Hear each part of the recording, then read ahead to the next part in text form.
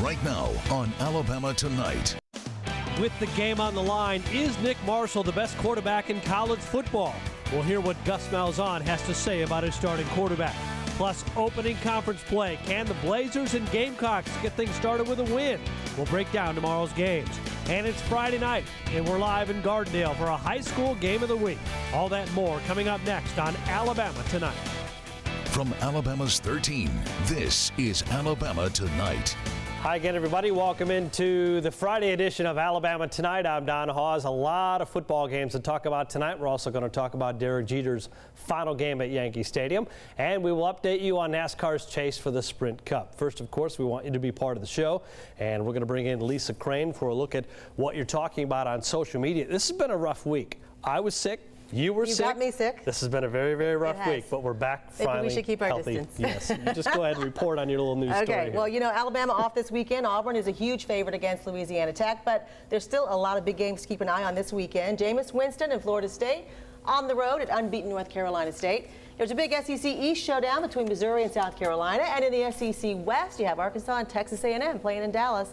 That brings us to you at home. What game are you looking most forward to seeing this weekend? You can let us know right now on Facebook and Twitter. Just search Alabama Tonight. With Winston back, I want to see that Florida State game. Yeah, I think they'll be all right against NC State. I'm very curious about Arkansas, Texas A&M. Everybody just thinks Arkansas is all that after they beat Texas Tech. We'll see. They laid an egg against Auburn, and I was at that game. I didn't think they were all that good. They haven't really played anybody since Auburn, so we'll see. All right. Should be a lot of fun. All right, we'll see you in a few moments. It's homecoming on the Plains this weekend. Take a live look right there at Auburn. Oh, the tailgating tents are up and going, ready to go for tomorrow's 3 o'clock game. Let's check out the game notes for that game against Louisiana Tech. Tigers playing their 88th homecoming game. Auburn has won 22 straight homecoming games. Get Lisa some water over there. There you go. All right, their last homecoming loss came 23 years ago, back in 1991, when they lost to Mississippi State 24-17. An Auburn win tomorrow would mark the 300th all-time win at Jordan-Hare Stadium. Tigers had never lost to Louisiana Tech. They are 11-0-1 against the Bulldogs. Kyle Berger has more on the game in tonight's AuburnChannel.com update. Gus Malzahn was disappointed in the offensive execution during last week's win at Kansas State, but he doesn't want the blame directed to his starting quarterback, Nick Marshall, as the Tigers get ready to face Louisiana Tech for homecoming. Bottom line is our quarterback wins. He knows how to win. If you compare him to all the other quarterbacks around the country, when the game's on the line, we've got the best guy. And so, you know, he'll continue to work, but we have a lot of confidence in him. A weak non-conference opponent could be just what Auburn needs to work on those offensive issues, and that work starts in practice. I always look at myself, you know, if you're responsible for something and it's not working or it's not as efficient as you want it to be, you got to figure out, you know, the way you're teaching it, the way you're explaining it, whatever. And so that's the way I always work. And so we're going to go back to some basics, and we're improved. Now, when I say that, I don't, you know, we're not sounding any big alarm or anything. I mean, I still think we execute some plays at a very high rate, but the difference is the expectations are different this year. It will be crucial for Auburn to correct those mistakes this Saturday, because 7 of the next 9 games are against teams ranked in the AP Top 20. Don, back to you. Kyle, thank you very much. Again, Auburn will face Louisiana Tech tomorrow at 3 o'clock. That's on the SEC Network. Resting up at the capstone. That is the subject of tonight's BamaChannel.com update. Alabama had their final bye-week practice this afternoon. Players off this weekend. The coaches are out on the road recruiting. Bama returns to action next Saturday, October 4th. They'll be on the road at Ole Miss. That ought to be a good one. Kickoff set for 2:30 on CBS. Down on the south side, the UAB Blazers getting ready to kick off Conference USA play tomorrow afternoon. That's a 2:30 game against Florida International. Tom Menino joining us here in the studio with more on that game. Tom. Don, here's the good news. UAB 2-1 overall going into conference play. But there's not a head coach on the planet who will be satisfied with their team after 3 games, regardless of their record. That includes Blazers head coach Bill Clark. Let's take a closer look at the Blazers' first 2 wins of the season. Against Troy, the defense started out slowly, giving up a touchdown on the Trojans' opening drive. In UAB's last game against Alabama A&M, the offense didn't score until the second quarter. Maybe we were feeling good about what we'd done in the previous week. So I think it was good for us offensively to come back and challenge ourselves. And, you know, at the same time, your opponents are going to do some things that you hadn't seen before, and you've got to adjust to them. Without being arrogant, I mean, we're scoring 41 points a game, 500-something yards. So I think, yes, I mean, all I do is we look in the mirror, we say, what can we do better? We weren't happy. We were very disappointed offensively.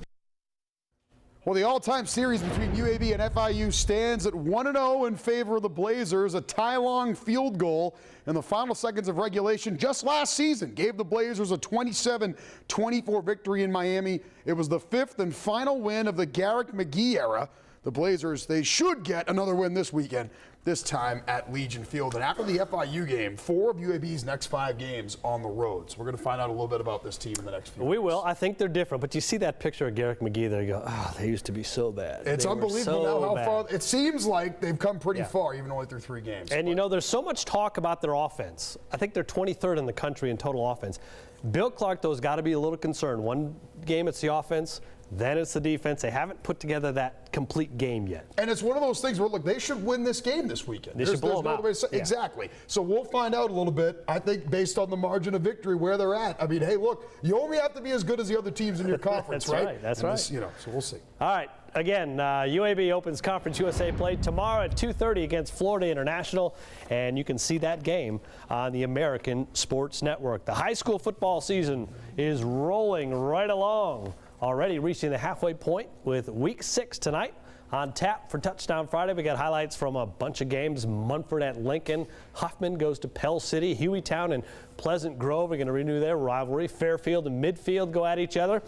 The independent schools, Bessemer Academy is undefeated. Restoration Academy has only lost once this year. Center Point's at Parker.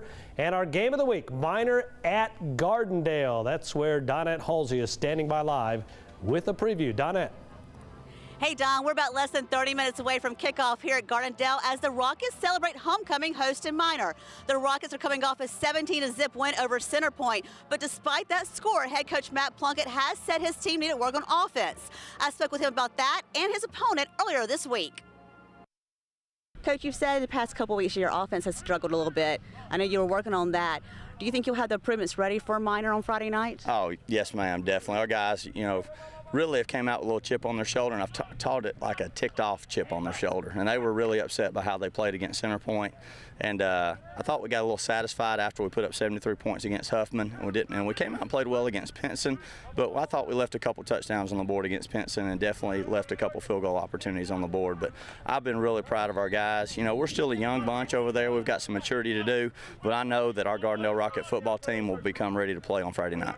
You guys talk about the wins you've had. You've had enough wins to secure a spot in the playoffs. First time they've been in the playoffs since 2012. But you're telling your guys they're not there yet. It's not enough. No, not enough. We just can't be satisfied. If we ever get satisfied, that's when we're going to get beat. So we got to put our nose to the grindstone, work hard, just be leaders every day, you know, focus on what's important. That's giving great effort, have a lot of enthusiasm, and most of all, improving our team. If we're not focused on improving, then all we are is staying the same. We've got to really focus on improving every day. Talk about Minor, your opponent for the game. They're a pretty good team. They're decent on the field, but they have 2 losses, 2 wins. You guys obviously have 3. What are you guys doing to prepare for that team? Well, the big thing is just practicing with great effort every day, because I know that Coach Bates over at Minor, his team plays with really good effort. That's what I've seen on film. And I know that they have a game plan that they will stick with. So we've got to obviously focus on our game plan, stick with it, stay with it, because I know Coach Bates is going to have their team ready to play. I've been really impressed with Minor's overall team speed. I think their quarterbacks can run if they get loose.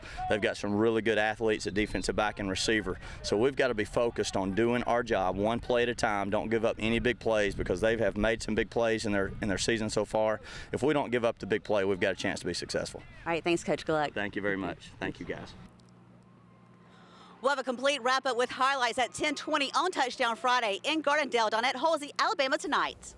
All right, Donette, thank you. Still ahead, plenty of other local teams playing some big college games this weekend. We'll talk about Jacksonville State and Samford when we return. Plus, another big weekend for SEC football. Lisa and I will talk about our picks for this weekend's games. Lisa. All right, we still want to hear from you at home. Which college football game are you looking forward to seeing this weekend? Search Alabama Tonight on Facebook and Twitter. Let us know what you think, and you too can be a part of the show. You're watching Alabama Tonight. Today's top story on BamaChannel.com is sponsored by Alpha Insurance.